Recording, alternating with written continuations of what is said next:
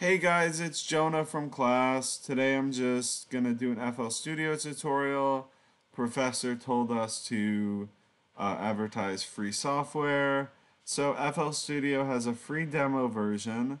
Before we get started, I'm gonna go over the limitations to the FL Studio software.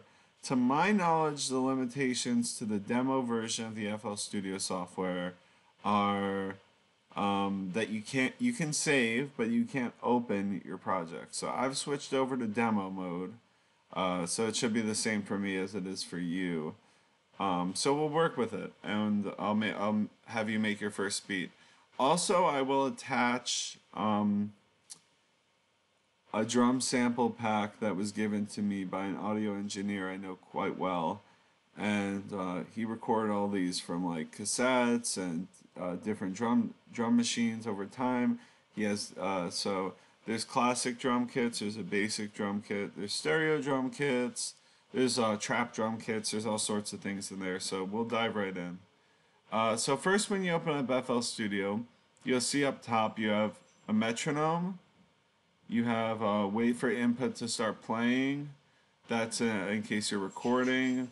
You have a bunch of other things like this is loop recording, this is blend recording for an overdub. You have the keyboard. So the way the keyboard works is if you have this selected, you can actually press a note and one plays. And just the same way, if I play this, one plays. The Q is for C5, which is by default the standard. Middle C is like the standard regular speed version of your sample. But as you can see, if we go up here, Q, W, E, R, T, and so on. So it's raising in pitch.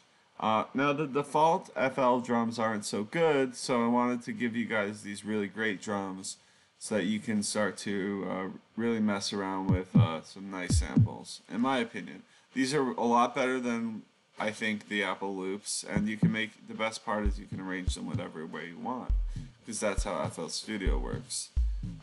No hate to Professor, but I just like these a lot better than the Apple loops, and that is just my opinion. So here, let's find a bass drum we like. A good go-to drum kit I like is the Roland Compy Rhythm. It was used on like Phil Collins records and all sorts of things like that. So the Compy Rhythm 78 has a great kick in it. Might not sound like much, but it's very bouncy. So I'll start to arrange some of these drum samples, and then afterward we'll get into how to use the synths. Oh wait, we're not using synths because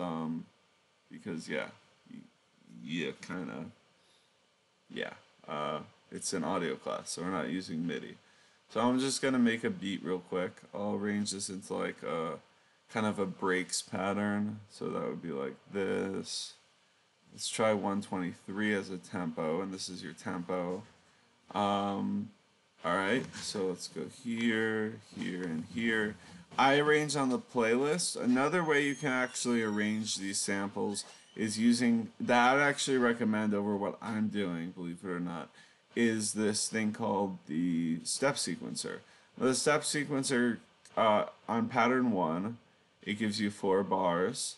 On pattern 2, and I think you can make it more bars, can't you? Huh. No, I guess not on this version. That was a thing in FL Studio 10 or so. But you write a 4-bar pattern. So you write like 4 on the floor with a kick and a snare. And right here you see we're playing in pattern, not in song. So if we play in song, that would be looping what's on the playlist. But instead we're going with pattern, so it's like this. It's the rhythm we wrote here. Now let's add a Congo.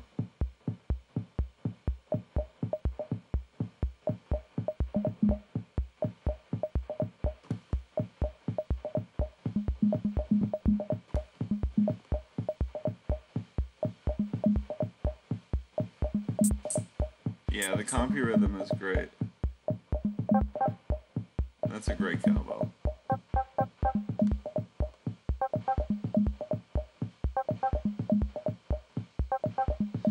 let's say I want one of these to be lower.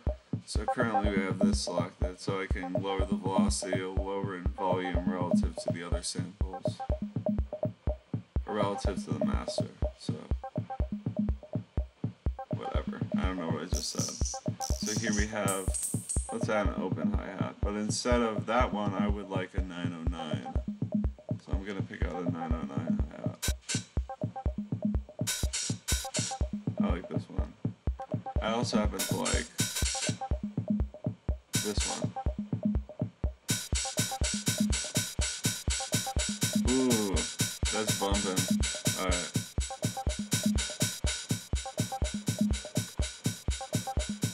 Alright, great. So we got a cool rhythm here, and now let's just add a clap. Oh, snare, I like that.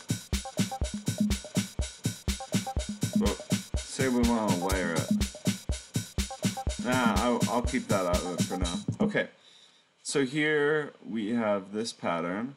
Now say we wanted to make a change. You could either go to the next pattern and recreate what you did with a different, slightly different variation, or you could right click this and hit clone.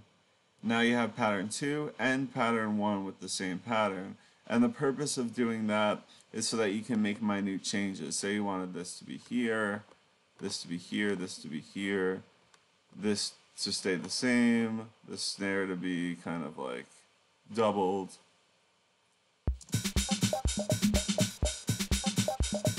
And now let's go back into the playlist and put these right next to each other. So here it is.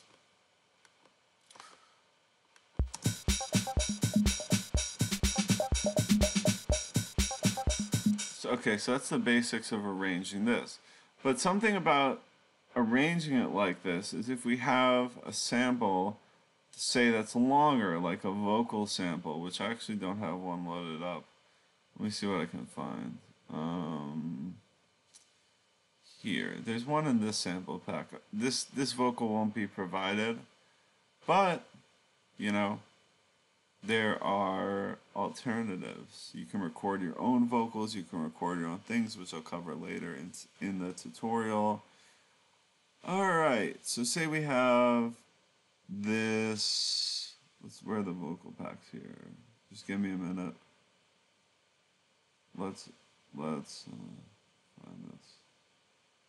Gets annoying, so this is the button to collapse all. So now everything's like there. Alright. Instrument loops. Yeah, say we have this. Or let's just find one I like.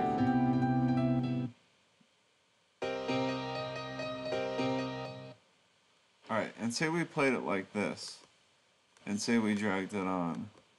Say we put it in pattern 1, not pattern 12. Say we did this.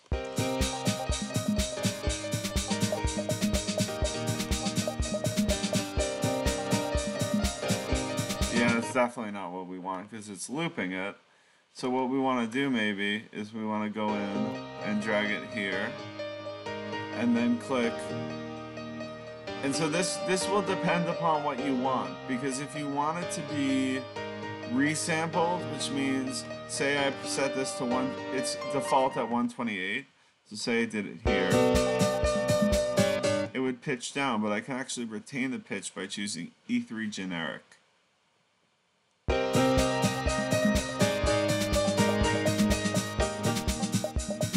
That's just a basic volume knob. Alright, so now we have a few things going on here. You have your use of patterns. You have your use of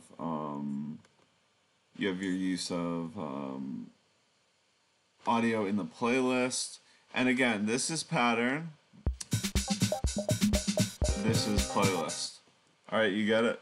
So now let's we want the kick. We want the hi-hat, we want the open hi-hat, we want the snare. Alright, let's say we want all the percussion on one channel. All we'd have to do would be click, click, open hi-hat, close hi-hat, and right-click to select all of them. If you want to unselect one, you right-click that one. that's already selected. So we could choose route channels to this track and they will all be on one track. Or we could click route to starting from this track. And now these are all neatly named for you with all of them on separate tracks, which is actually not what I want right now. I often like to compress my percussion together. So I have a lot of VSTs that are non-native to FL Studio. I'll give you an example. There's Pro Q2, there's Saturn, but we want to use all stuff that's in the software because I paid a lot of money for that stuff. And you don't want to yet. You know, that's not the purpose of this. You're not supposed to spend your money. You already paid for the class. So, say we got Fruity Reverb too. Say we want to add a little touch of high-end reverb. So we'll just mess with these knobs. And I want you to experiment with this. I'm not going to explain the whole reverb thing because, like, we talk about this stuff in class. And, like, I think you guys get the idea. I'm not going to beat the dead horse here. All right. So let's go ahead and click play.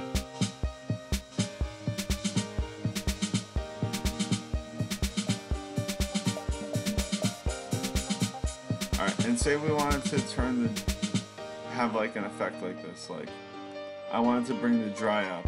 What I did there was I right clicked and selected create automation clip, which sends an automation clip directly to the playlist. And let's say I wanted to bring the dry up and turn the wet down. So here we have the dry level, we'll bring it up and we'll turn the wet down.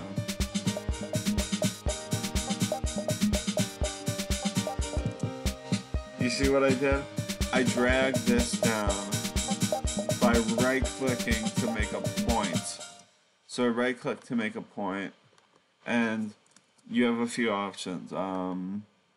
You can do smooth, single curve, but for now we'll say single curve. It depends on what you want, really. Do you want things to come in harsh? Then you could use, or abruptly, then you could use some stairs. Because there are sometimes you're not going to want things to fade out smoothly. I'll give you an example. If you do a track fade out, and most people won't give you this for free, you're going to want to do stairs. I don't know why, it just sounds better. It sounds like a professional. Okay, so, and to create the stairs, you do this. You click it and drag down, and you have stairs. Yeah. So we have this beat going. Let's add some delay to the same drum riff. It comes with delay 3, delay 2, and delay. So delay 3 is the most complex. So I think for now we'll use Fruity Delay 2. It's a little more accessible. So you can just add all these things through right clicking and you name it, you got it. It's a very versatile software. There's a lot of ways to get about doing the same thing. So it's really great. Alright, let's address the elephant in the room and let's talk about recording. To record, you have to go to audio window and you have to go to FL Studio Audio. I wouldn't recommend using Audio for all. It causes some issues with computers. What you're going to want to do is you're going to want to click here and click this. So I'm going to get a little feedback doing that, so I'm going to take it off the master. And you can hear it. Alright, let me just sing something. Something stupid. I know it's not right to be ashamed. But obviously, since I'm using headphones, I'm not using headphones right now, it'll just sound dumb. So I'm going to erase that by right-clicking. You can erase anything by right-clicking. So these are just some basic things about FL Studio that I think you should know. You can get really complex with it. You can play with synths like Harmor and do resynthesis. You can do all sorts of crazy stuff in the software. So I highly recommend you play around with it. But remember, we're just using audio. So I'm going to provide this drum pack for you just to get you started. There are also great resources for downloading instrument loops like freesound.com. You now know how to record. You now know how to do all these wonderful things. These are great things you can do.